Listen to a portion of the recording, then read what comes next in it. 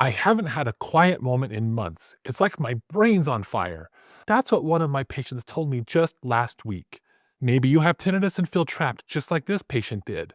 I'm Dr. Layne Garrett, founder of Timpanogos Hearing Tinnitus, and today I'm going to answer the 5 tinnitus questions I hear every day in our clinic.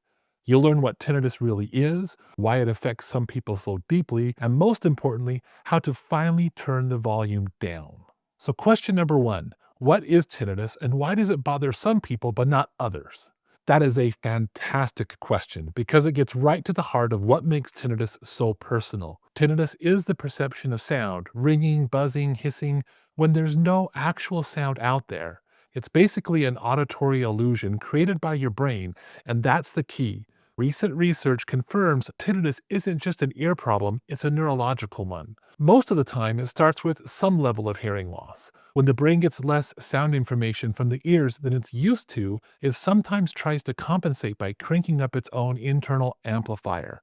Think of a guitar amp. If you turn the volume way up with nothing plugged in, you start to hear a background hum or a hiss. That noise is created by the system itself. In the same way, your brain can generate its own neural noise when it's starved for sound.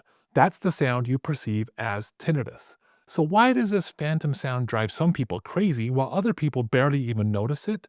The answer is all about which parts of the brain decide to get involved. Your hearing system doesn't work in a bubble. It's wired into other brain networks, especially the limbic system. That's your brain's emotional control center. It's what triggers your fight or flight response. For some people, the brain hears a tinnitus and goes, "Oh, that sound? Oh, that's kind of like the hum of the refrigerator. That's not very important," and it just filters it out. But for others, the brain mistakenly flags the tinnitus signal as a threat. This kicks the limbic system into high gear, creating a stress response of anxiety, fear, and sometimes frustration. That stress in turn makes the brain focus even more on the tinnitus, which creates a vicious cycle where the sound feels louder and more intrusive. Your brain essentially gets stuck on high alert, constantly monitoring a sound it thinks is dangerous. So the difference isn't always how loud the tinnitus is, it's more about the brain's reaction to it. This is why two people can have the same exact tinnitus sound, but one is living a normal life and the other feels like their life is being controlled by their tinnitus. And that's exactly why treatments like cognitive behavioral therapy are so powerful. They work to break that cycle by changing the brain's negative reaction. The next question: why is there no cure? This question comes with a lot of heavy emotion. People understandably want a cure, one single thing that will make the sound stop for good. Well, the biggest reason a universal cure is so hard to find is that tinnitus is incredibly complex. It isn't a disease, it's a symptom. And it's a symptom with dozens of different potential causes. It's kind of like a headache. You can get a headache from dehydration, stress, a sinus infection, or something much more serious. And you wouldn't use the same exact treatment for all of those headaches. In the same way, tinnitus can be sparked by noise-induced hearing loss, age-related hearing decline, ear infections, head injuries, certain medications, or even problems with your jaw. Each of these starting points can set off a different chain reaction in the brain, all leading to that final perception of sound. Because tinnitus is generated in the brain and because there are so many different types of pathways involved, finding one single drug that works for everyone is a huge challenge. The brain's ability to change and adapt its neuroplasticity makes it a moving target for researchers. While clinical trials for drugs are ongoing, right now, no medication has been FDA approved specifically to cure tinnitus. The drugs that are sometimes used are really for treating side effects like anxiety or insomnia, not the tinnitus itself. But this is where we need to shift our thinking. The absence of a one-size-fits-all cure does not mean there isn't effective treatment. The whole focus of modern tinnitus management has moved from a cure to control. We aim to help you habituate to the sound, and that gets you to a place where tinnitus no longer is a problem in your life. While scientists keep searching for a definitive cure, the therapies we have now are successfully giving millions of people their lives back. By the way, if this kind of straight talk about tinnitus is helpful, go ahead and tap the like button. It helps more people find these answers. And if you want more videos like this, hit subscribe so you don't miss the next one. Thanks. Okay, the third question I hear all the time is, "I've been told nothing can be done about my tinnitus. Is that true?" This is, without doubt, the most common and the most damaging myth we have to bust in our clinic. So let me be perfectly clear. The idea that nothing can be done about your tinnitus is completely 100% false. Now, it is true that there isn't a magic pill that makes tinnitus vanish for everyone, but that's a world away from saying no tinnitus treatments exist. We have a whole arsenal of highly effective strategies that could dramatically reduce the impact tinnitus has on your life. The goal of modern tinnitus care isn't always to get rid of the sound entirely, but to push it so far into the background that it just doesn't bother you anymore. Think of it like this. If you move near an airport, for the first few weeks, the sound of the airplanes flying overhead is all you can hear, and it's very distracting. But after a while, your brain just learns to filter that out. You don't even notice it until you stop and actively listen for those planes. That process is called habituation, and it's the foundation of modern tinnitus therapy.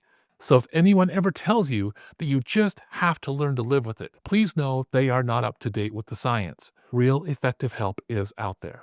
Okay, so question 4 follows up great. What treatment options really are there? Okay, let's talk about the practical, effective treatments that are helping people right now. The best approach isn't a single path. It's usually a personalized combination of strategies designed specifically for you and your tinnitus. First up is sound therapy. For people with hearing loss, hearing aids are a fantastic form of sound therapy. By amplifying the world around you, they can make the internal sound of tinnitus much less noticeable. Plus, many modern hearing aids come with their own built-in sound therapy programs you can customize. Research shows about 70% of tinnitus patients experience reduction in their tinnitus using hearing aids alone. But sound therapy can also include other simple things like using a fan or a white noise app at night to give your brain something else to listen to.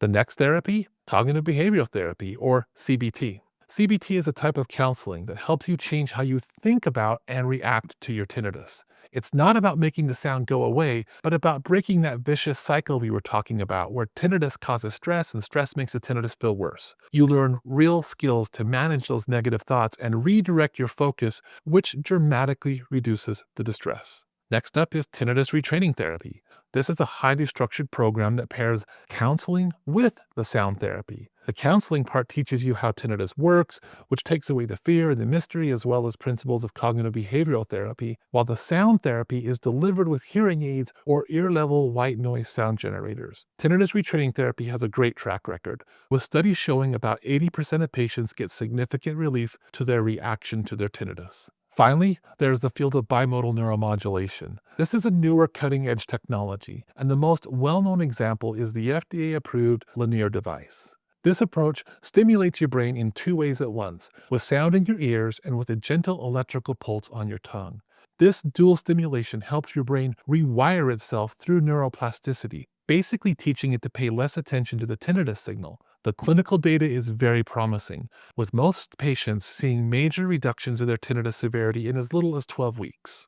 A study published in Nature Communications in April of 2025 reported that 91% of patients using hearing aids and Lenire experienced a significant reduction in their tinnitus. These aren't just theories or experimental tools, they're real treatments that are changing lives every single day in our clinic.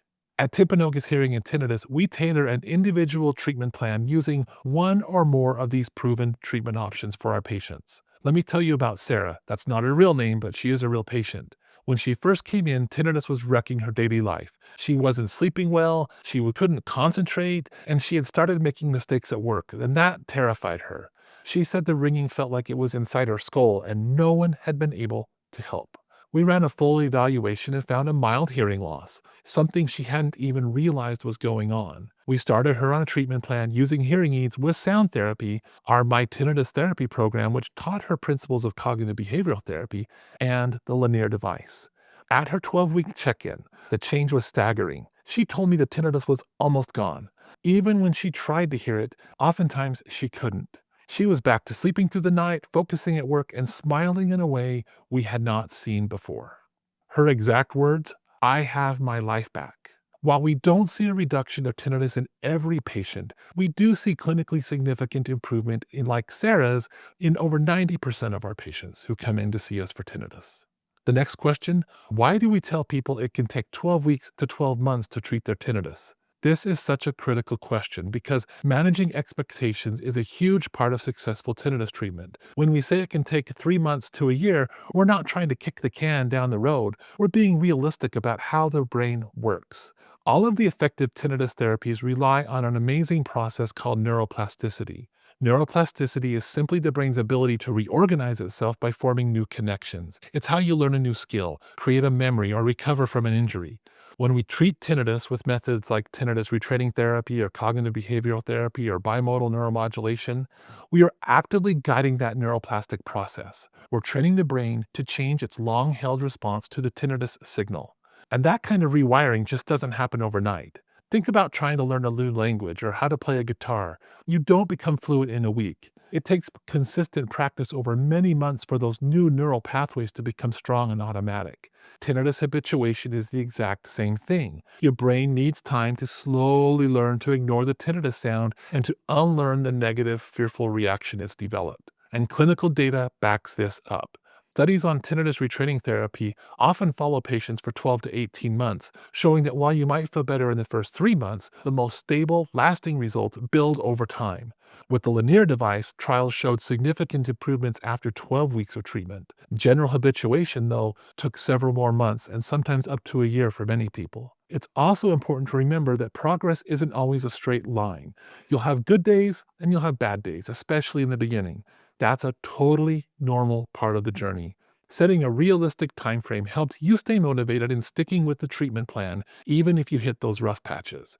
Patience and persistence are your best friends here. You are literally working to change how your brain processes sound and emotion. And that's a profound change. It's a journey, not a sprint, but it's a journey with a very hopeful destination. So there it is. We've gone through the 5 questions we hear all the time in our clinic. And I really hope these answers have cleared up some confusion and, more importantly, shown you that there are clear, effective paths forward. You aren't alone, and you absolutely do not have to live with tinnitus. Everyone's tinnitus journey is different, and I know you've got your own questions. Drop those in the comments below. I'd love to read them, and they might even shape a future video. And if you found this information helpful, again, don't forget to hit the subscribe button so you can be part of our growing community here. Most importantly, if you're struggling and you're ready to take the next step, I really encourage you to seek a professional evaluation with a true tinnitus specialist. If you want to work with one of our team members, you can visit our website to schedule a consultation. The link is right there in the description.